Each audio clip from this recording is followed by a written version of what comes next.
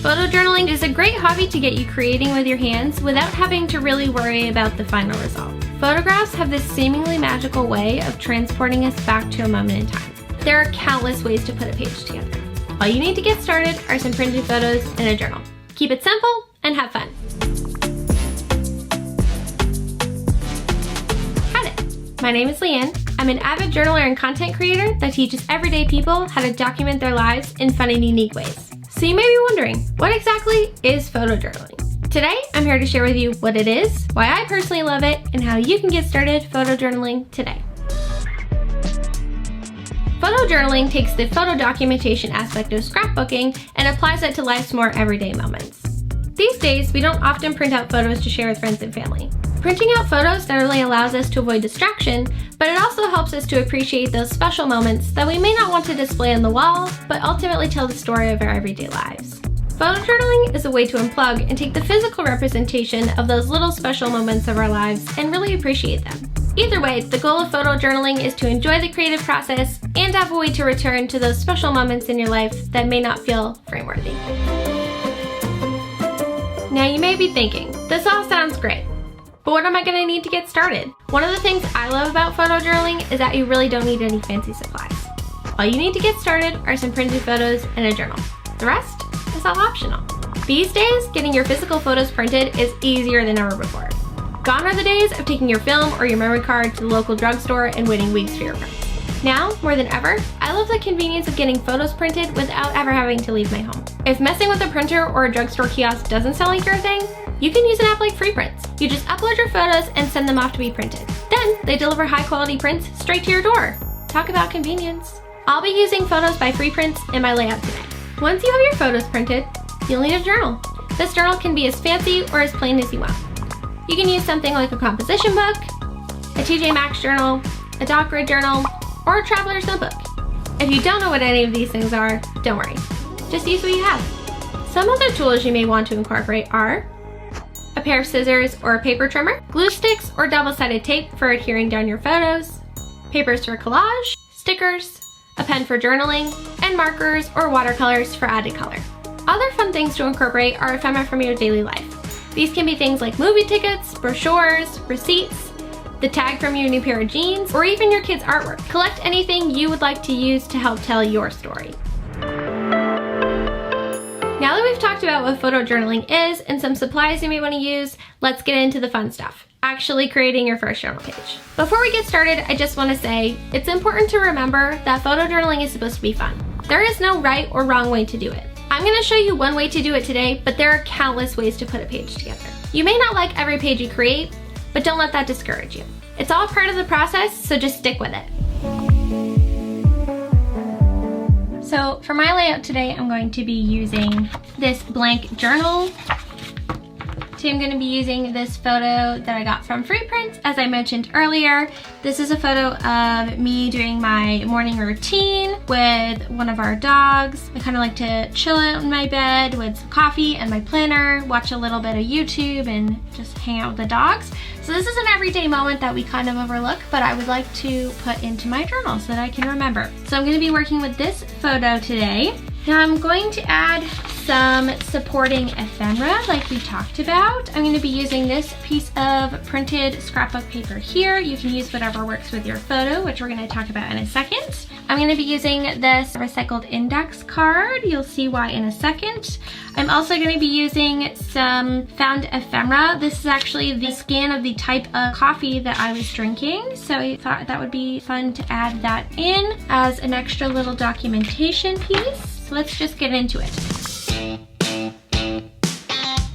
The reason I chose this piece of paper is because when you're choosing ephemera to use with your photo, you want to pull in some corresponding colors. This photo here that I have a lot of neutral things going on. I have the black and white blanket. My planner is a brown color. The cup is a light gray with my coffee. My dresser is white. The dog is like a brown, and then the wall is gray. So the only color I really have to pull in that I could use is this teal. You can see the teal or the blue on this pen, as well as on some of the things on the dresser. And this blue color is in the middle of the photo, which would be a great point to pull the eye to. So that's what we're gonna use. We're gonna use this blue, and as you can see, when you kind of put it on there, it helps pop the photo a little bit. The first thing I'm gonna do is trim off the sides of this photo. It gives me an interesting size to work with instead of just having that traditional 4x6 size. It's gonna add some extra interest to our page to have it be a little bit trimmed down on the side. So now that we have our photo trimmed down, I'd like to think about where I'm gonna put it. I usually try to figure out where I'm gonna put the photo before I do the rest of the layout because the photo is the main focal point of your layout. So our photo is going to be on this side of the page here. And what I'm going to do is I'm going to trim off this side of the paper here with the white border. Then what I'm gonna do is I'm actually going to rip my piece of paper. This creates a lot of added interest and it helps us make it look like our layout isn't just a piece of paper stuck on top of a piece of paper. There's nothing wrong with that, of course. You can totally do that if you're more comfortable with that. But I like the little bit of added texture that the tear gives as well as the added interest. Now, I'm gonna tear along the top and then I'm gonna tear at a slope down the side because I want my page to carry over into the 2-page spread here. A little tip for you, if you pull your paper towards you that you're pulling off, you're gonna leave a white edge. If I were to pull the paper away from me, then it would not have this white edge, it would look like this. So just a little tip in case you want it to look a certain way. I'm also going to rip the bottom. So now we have this nice base layer to work with this piece of paper. I'm going to place my photo on here and think about how I want it to be. It's always better, in my opinion, to have things overlap each other rather than putting the photo here. Again, if you would like to do that, that's perfectly fine. But I think it makes it a lot more interesting if you overhang your photograph off of the piece of paper. I made this crease in the middle by folding my paper inside my notebook just so I can line it up perfect. And then we're gonna glue it down.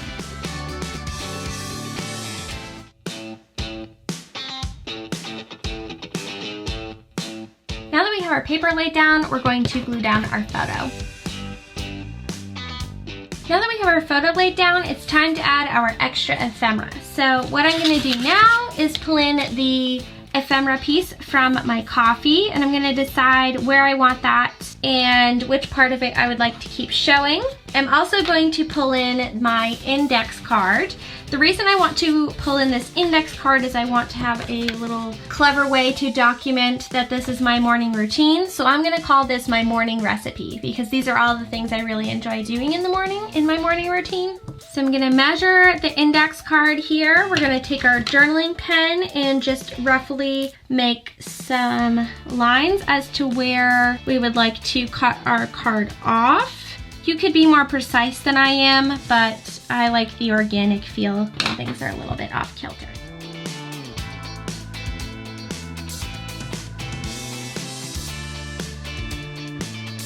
Now that we have our ephemera picked out, I'm actually going to do my journaling on this card first because I write at an angle and I find it easier to do that. Also, if you were to mess up and you wanted to redo your card, it's a lot easier to do that before you've glued your piece down. So I'm just gonna write morning recipe. If your handwriting is shaky, don't worry about it. This is just for you. It adds to the organic feel of it. It makes it a little bit your own. So don't try to make it too perfect. And if you misspell things, it's really not the end of the world. I'm gonna leave this one as is. I'm gonna glue this down and do my final journaling once the layout is all complete because that's kind of the private part of journaling. So we're just going to glue this down and continue on. Now we are going to add an additional supporting title and a date to our project. So up here, I'm just going to go ahead and write January 2020. If you mess up on your letters, you can go back over them twice and make them extra messy looking, and then it looks like you did it on purpose. Next, I'm going to pull in this sticker for my supporting title. To me, this is all about enjoying the little things, so I'm gonna use this word enjoy here. I'm gonna move it around to see where I'd like it, and right there looks good. We're just going to approximate where that was. It won't end up in the exact spot, and that's okay. See if I can put this little tiny eye on here. Then I'm going to take my big black marker again because this sticker is pretty bold and we are going to write the little thing.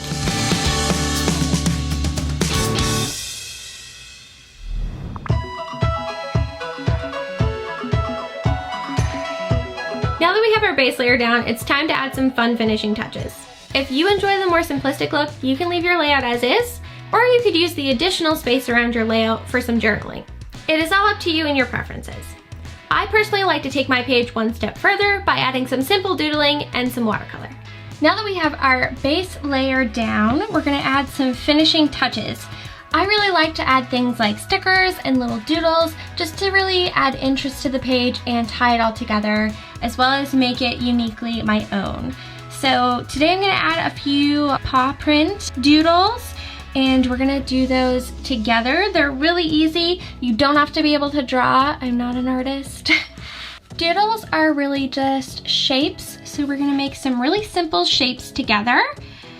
Paw prints have this sort of squiggly blob as the pad, and then you have the toes, which are just kind of oddly shaped ovals placed around this pad here. And it doesn't have to look like anything. It doesn't have to be scientifically accurate. We're just gonna have fun with it. I'm gonna turn my book several different ways to get this shape of interest down. And then we're gonna add some stickers. Now to continue with our interest, we're going to add some doodle borders. Again, I know it's the word doodle, but they're really simple, I promise. I find these to be really fun. What you're gonna wanna do is make a border around your photo as well as your index card. That's what it is for me. For you, it could be anything. Now we're gonna do the same thing again to create this gap in the border. Now we're going to go around and we're going to color just scribble up and down to create this faux stripe look. And we're gonna do that across the entire border. Now that we have our border around our index card, we're going to take our photo and do the same thing. I'm not going to draw over my doodles, I'm just going to put my border up to the doodles and then continue on the other side. Doing this with our border helps us to make it look like everything was integrated together and was supposed to be there and not like we did all of the pieces separately. It just helps it feel like it belongs. Now that we're done all of our doodling, it's time to add our stickers and our watercolor and markers to pull it all together. First, I'm going to take my stickers and I'm going to place them around my page in a way that's going to keep the eye moving. You'll notice when I did my paw print doodles, I placed them in 3 different areas on the page. This helps to keep your eye moving around. It also helps divide things nicely. It's just, for some reason, the eye loves when things are divided into 3. So that's kind of the loose rule that I keep. As you'll see, I did 3 main paper elements in the background here. I did 3 titles, sort of like 3 words, and then I did 3 areas of paw prints. Now we're going to take our star stickers and fill in those blank spots to keep the eye moving between all of these elements across the page. I'm going to put one up here to anchor this corner. I'm also going to take one and place it so that it is overlapping on this piece of paper to marry the piece of paper and my journal background together. I'm going to place one on either side of my title. As you'll see, I'm pulling in these really soft pink stars as well as the blue stars. The blue stars match our background and, like we talked about, the pen, but these really light pink stars will help to pull in this odd out color. Feel free to hold your stickers over your spread before you place them down to make sure that it looks good to your eye where you're putting your sticker.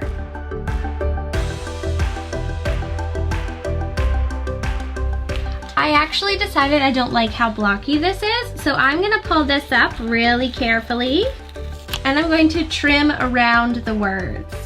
I like how that looks much better. All I need to do to fix this is extend my border down a little. Don't be afraid to make these little additional changes and pull up your ephemera if you need to. Now that we have our stickers down to keep our eye moving across the page, it's time to pull in some color and tie it all together. Today I'm going to be using this Liquitex ink, but you can use anything. You can use watercolors or markers. I'm taking a brush and I'm gonna dip it straight into the bottle, but if you are new to this, you could be a little bit more careful. And I'm going to go over some of these kind of standout places to blend it all together because we want it to feel like one cohesive piece. So I'm gonna take my color right up against some of my ephemera pieces to help blend them in and make it look like they were there the whole time. And when you're doing this, it's better if you don't have dark edges. I'm able to do this over my pen. However, if you had used a pen that reacted with water, this may not work as well. So just test your pen on another piece of paper before you start. I'm going to take it up to this sticker, over this paper here, and then we're gonna pretend it just disappears into the paper, like that. And you could be really heavy-handed with the color and make it strong or leave it more watery. It's all up to your personal preference. I'm gonna do the same thing over here. We're gonna pretend it's coming back out from behind this paper and we're gonna drag it all the way over our paw prints and up around this star sticker. We're going to continue to pretend it has disappeared and going to come out down by this star sticker. There is no right or wrong way to do any of this, so just go with your gut, and if it looks good to you, then put some there. And we're gonna continue the same disappearing act all across the page.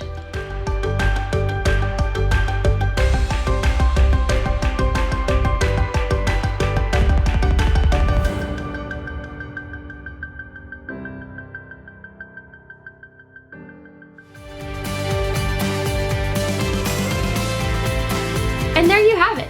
Your very first photo journal page is complete. I hope that you found today's class helpful and that you had fun creating your own spread. You now have all the tools you need to keep filling your journal up. If you ever get stuck, you can come back to this video and review the techniques that we went over in today's lesson. Just remember, all you need is a photo and a journal. Keep it simple and have fun. You're now ready to share your project with your friends and family. I'm sure they're gonna love what you created.